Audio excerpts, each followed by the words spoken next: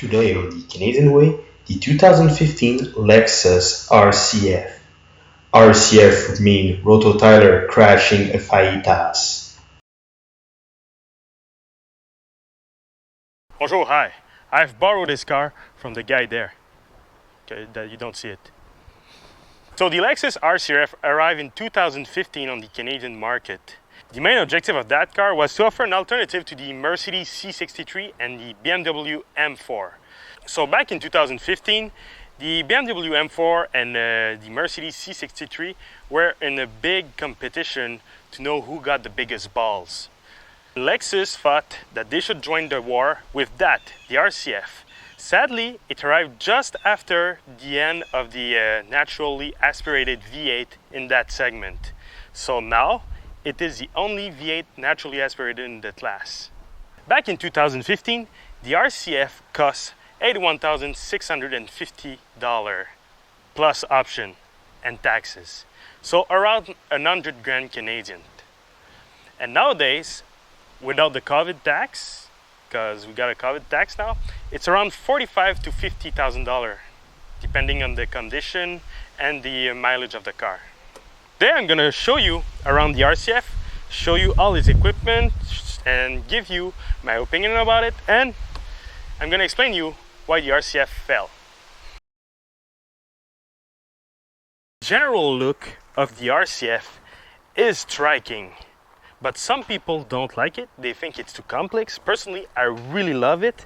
And the owner of that car finds some carbon pieces from the RCF Carbon Edition, and it really enhances the look. It's a spectacular car to look at. It certainly looked better than the M4, because seriously, the M4 was boring to watch. And the new M3 and new M4, oh my god, they look like pigs. The front end of the RCS is very aggressive. You got the famous Lexus grille, which I think this and the LC500 are the two only car that it fits really well. The headlights look really nice, and you got this vents here that is functional. It's for the brake. Actually, every vent on that car is functional except in the back. Also have a real hood vent, take notice Dodge, that work and look really nice. It really give a muscular look to the car, especially in carbon fiber. Again, on the side, you got a vent, which isn't fake, for the brake again. And you got this really nice carbon fiber panel from the Lexus RCF Carbon Edition, which really give a more muscular touch to the side profile of the car. The carbon package also come with this little carbon touch here, which look really nice. And you got this really nice sturdy mirror. And on the side here, you got this slip that come and follow the wheel arch in the back, which are wider on the RCF, by the way. You also have this little notch here to make sure that your tire doesn't pass your wing and get illegal. And really the RCF look really nice. Front tire are 255 35 19, and in the rear it's 275 35 19. They are really expensive to replace, but it's expected for a car of that level. I mean, if you're not willing to put good tire on that car, what are you doing? In the rear, you have this really nice carbon fiber wing, which really enhances the back end of the car. And you also have this vent here, which is the only one fake on the car. Also, the wing in the rear can be raised using a button in the interior, but if you do that, you're just a show-off. You have this really nice headlight that remind the LFN. You also have this rear diffuser that is really good looking, and you have 4 mufflers, but not fake one like a lot of German car. 4 real muffler. Beginning the interior with the trunk, there's 2 ways to open the trunk, with the key fob or with a button inside. The trunk is 287 liters, and you can't lower the back seat, so you only got that as a trunk. It's a pretty decent size, although the opening is a bit small, so you can put all kind of stuff in the car. Now your favorite part of all the cars I review, getting in the rear of the RCF.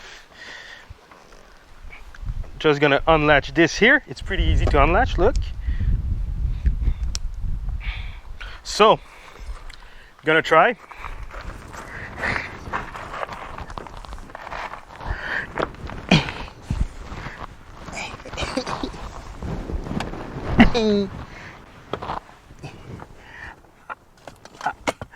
I'm in and I don't fit. I just, it's closing on me. As you can see, I don't fit. I'm stuck. My head is touching the ceiling. It's not built for adults. You can put a child though in the back. The child is going to be comfortable. The seats are, again, as I can try, very comfortable. And the build quality in the back is very nice. In the rear of the RCF, right now I got a ton of leg room because the seat stop at the moment it touched my knees. But if I sit in the front, I tried earlier, I don't fit. Got a really nice armrest covered in leather with Alcantara and this nice speaker. You got a small window, and you also have cup holders in the middle, which are very nice and covering that nice plastic slider here. A really nice place to be, except for one thing. Yeah, it's not for adult. You also have climate vents in the back, which is really nice because it's a bit cramped in the back, so it might get hot, but you got climate vents. Getting in the front seat of the RCF, the door is massive and it's open really wide. When you climb out of the car, the steering goes in and the seat back up a little bit to make the access easier. But you still have a little hump here, so you need to be careful.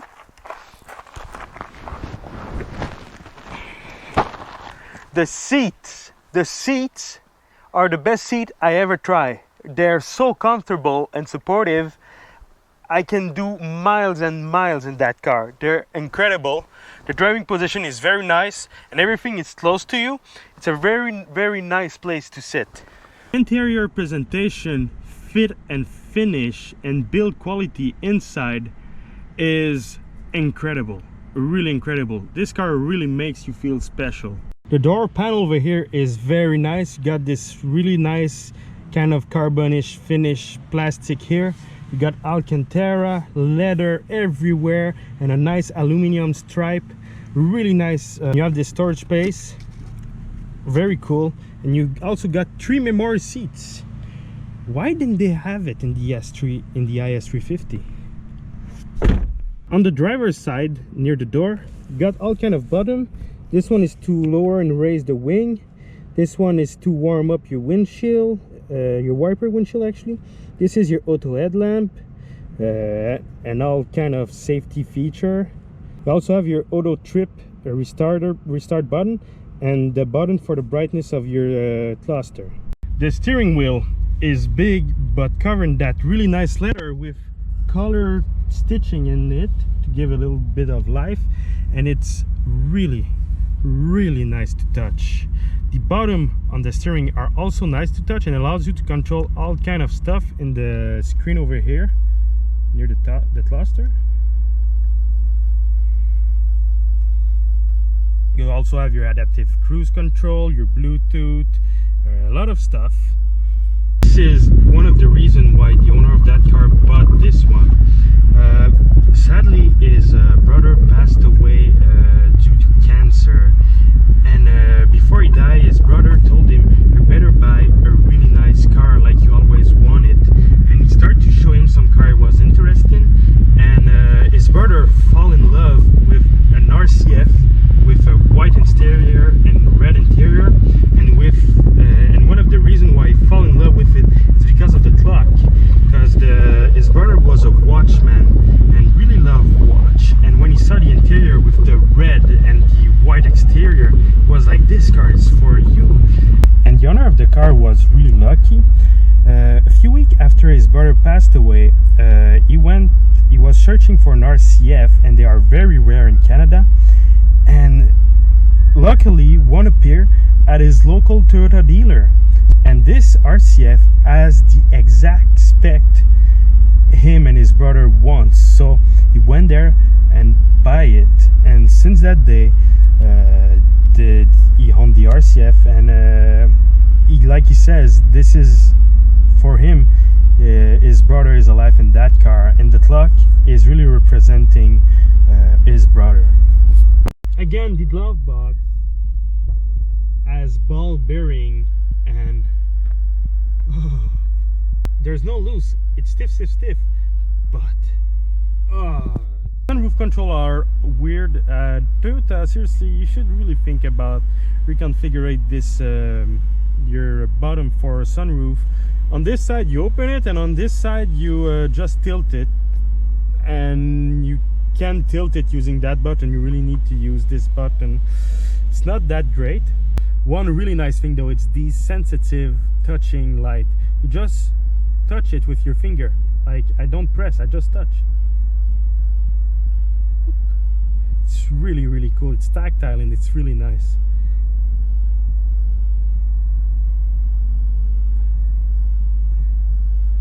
You have the freaking Lexus infotainment system that sucks and that Lexus still using. It's slaggy, it's not that great to use. It takes all your attention from off the road to put it right in this screen, and it's not functional. Look how laggy it is. It takes like 2 seconds to get in that menu. And really, Lexus, you should really think about changing it. Now, you press on the bottom on, which is here. This is the touchpad you use, which is terrible. You press on the bottom on, and you got a pretty good display of what is going on here. But really, the system is terrible. It's laggy, it's slow. We want a touchscreen. Honestly, we want a touchscreen, and really a horrible system.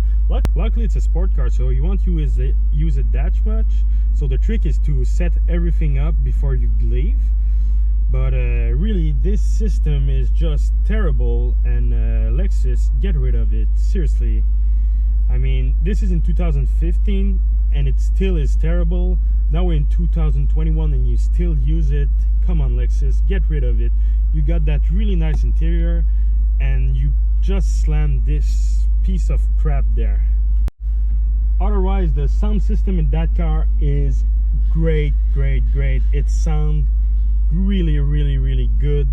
It's just perfect to enhance your ride. And the AC system, earlier when I was driving the car, I wanted to increase my fan speed. Oh my god, like I had a hard time to find the bottom. I have to take out my eyes from the road to find it, and I luckily found it. It's the big fan next to the small fan, because I don't know. And seriously, this AC system is as terrible as the infotainment system. It's really not that great. Luckily, it's an automatic system. You adjust your temperature and you leave it there.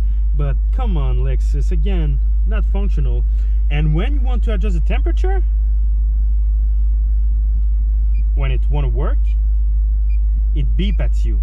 And let's say you keep your finger on it, it's not fun. It's really annoying. Seriously, Lexus, get rid of that AC system. Again, you got heated seat and cool seat for the driver and passenger. Really nice feature, especially the cold seat. Really like it. You also have your heated steering wheel. Really nice feature over there. Not much to say. The center armrest is covering this really nice Alcantara. Fit of that Alcantara is just amazing. It's so tight and nice, and by the way, ladies, I'm still single.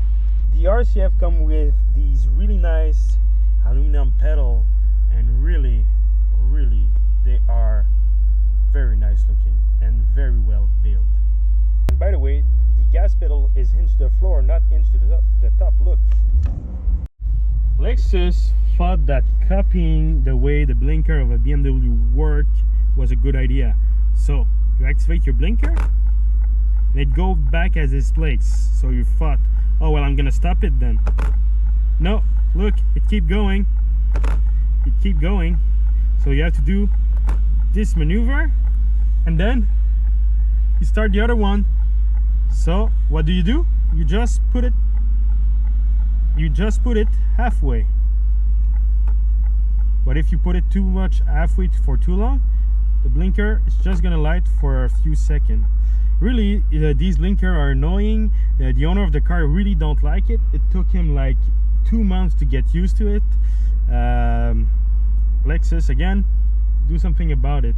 Can't believe, Lexus, you have this nice interior and you put so much dysfunctional thing in it. This interior is just incredible. The quality, the material, the build quality, really great. Under the hood of the Lexus RCF, you have this wonderful 5-liter V8. It produces 470 horsepower and 390 foot-pound of torque. One funny fact about this engine, it has 4,969 cc. That's right, they stop at 69. It's matched to an 8-speed automatic transmission, a conventional one. You're gonna average around 13.7 liters per 100 kilometers. You can do less, but it's a sport car. You're using the power, so 13.7. You have an independent suspension at every corner with adaptive shocks, and you got massive brakes. Massive, like what, 14-inch? They are gigantic and they work very well. Driving the RCF. First off, the visibility is good. The blind spot though is it's a bit hard to get though, but for the rest, visibility is good. I would say though that the hood is a bit high and you really don't see where your front end finish, so need to be careful when you park it. I just put the car in eco mode and it is the biggest joke in the humanity. You remember when I said that the on the inside is slow? In eco mode, the RCF is slower. I mean, you only use it on the highway, and even that is probably not the best. So, eco mode, forget it. Now, normal mode, now you have a car that drives normally. And if it was me, I would always leave it on normal mode. The car for a sport coupe is very comfortable, and you don't really feel the bump for everyday driving, except if you put it in eco mode. The car is really nice to drive, very comfortable. In sport mode, the suspension gets stiffer and the steering becomes firmer. By the way, the steering is really nice for everyday driving. I really love the weight it has. It's really GT-ish to drive this car. Now let's hit the corner.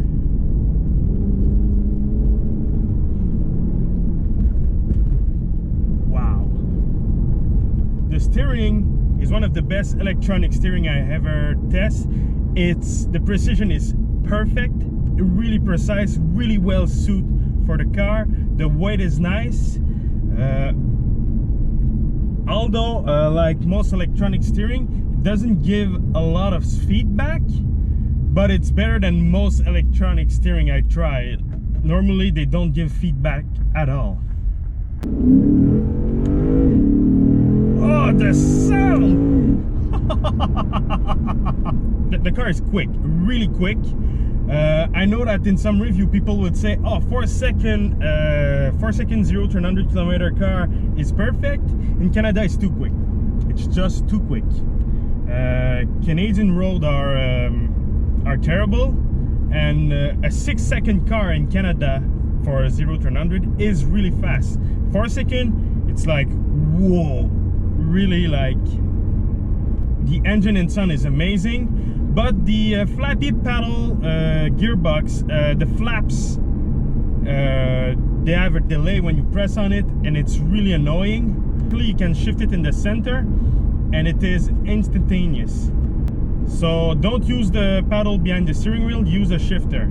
On the road, this car is really comfortable. The sound deadening is great. You tell me let's go on a road trip to I don't know, Quebec City, I don't know, I won't hesitate to take that car. It's so comfortable. And you know, I think this is where Lexus fell actually, because Lexus say that this car was a rival to the M4 and the C63, but what this car is actually is a bargain GT car. It's one of the most affordable GT car you can get on the market. It's so comfortable. I mean, really nothing to say, really. And it's not only comfortable, this car is fun. I'm having fun right now. It's satisfying. I mean, there's something about it. This car is like driving a cocoon that communicates with you. Even though it's comfortable, I know everything that's going on the road. I feel all the contact patch I have, and plus it has a great sound. This car is just a very, very good GT car. What I don't like about the shifter in the center is that it works in reverse. You push it forward to have to upshift, and you pull it near you to downshift. Normally you pull it to upshift and you push it to downshift, but this car is reverse. So you're accelerating, you're going like this, and you need to push it. It's a bit weird, a lot weird. Everything really sharps up when you're in Sport Plus. I'm the kind of guy who would drive it in Sport Plus, because even in Sport Plus the car is still comfortable. It's just firmer, and the steering is so amazing in Sport Plus. For an electric steering, like I said, it's the best I ever tried. It's just built to heat road. Now I'm gonna be able to pass.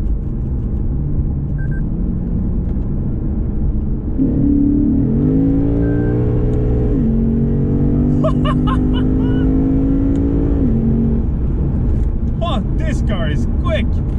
Oh, the freaking blinker.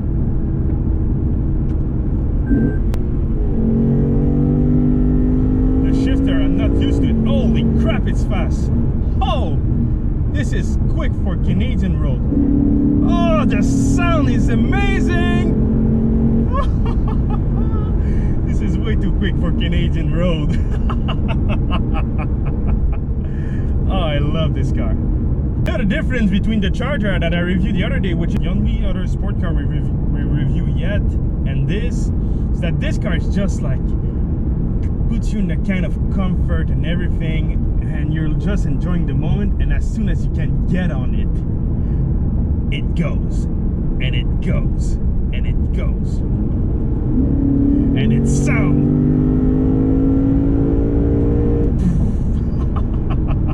One thing I don't like though about the RCF, when you floor it, is that the sound is coming out of the speaker like most modern car. A sporty vehicle is supposed to be loud. I mean, come on. It sounds nice though, but it's supposed to be loud, so come on. Okay, so there's car that out-handle this car, that's for sure. But the RCF is a lot of fun. It's really communicative and give a ton of feedback, and I'm really enjoying driving this car. This is really engaging driving. I'm gonna be honest here, I've driven a Lamborghini, not for the channel, but I've driven a Lamborghini Gallardo on a racetrack, and this is more engaging. This is more engaging than a Lamborghini Gallardo. Do we say Gallardo or Gallardo? Can you see from my shadow? Oh, the handling of that car is just amazing.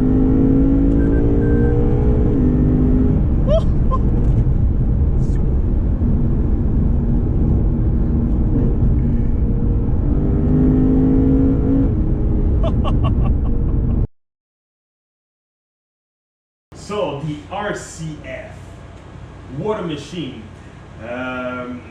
What do you think, Andrew? I was not there. I was not present at this time. I think the RCF fell for two reasons. First, Lexus advertised it as a rival for the M4, which I don't think it is. I think the RCF has more of a GT vibe than a sport coupe vibe. And secondly, Jeremy Clarkson. Jeremy Clarkson was really hard with it. I didn't have a racetrack, so I didn't drive it like he could. And probably when you reach the maximum of the car without the traction control and everything, it's hard to control. And the way the weight worked when I was driving it, I believe it is, but I can say it. Is it a good track car? I don't know. It's very heavy, but I think the RCF is a misunderstood car. What do you think, Andrew? I don't know either. I was not there. It was fun. Of course, but I was not there. So, if you look at the RCF as a sport coupe, like the M4 and the C63, maybe it's not the best one. If you look at it as a GT car, oh boy, what a great package. And at this price, it's very, very, very, very good. Plus, it's reliable. I mean, it's the price of a used Aston Martin for a car with around the same horsepower, and it's reliable. What do you want more? The infotainment system Suzy and and the AC control are terrible, like the IS350 we review. Because it's a car that you use at some occasion and not as a daily car, you can get over it, and the driving experience is just great. So if you want a sport coupe to enjoy on the road, get an RCF. If you want a sport coupe to go on the track, get the Porsche Cayman. So Canadian approved.